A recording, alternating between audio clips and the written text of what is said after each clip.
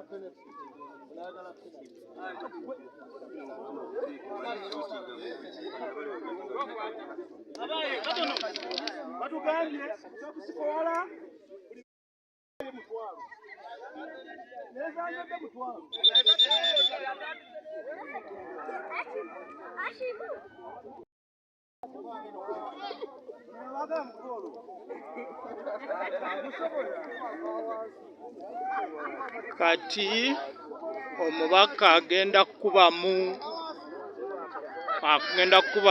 golokipa wa Katyaza gwe batannateebamu ku penalty, tulabe oba anaagikwata.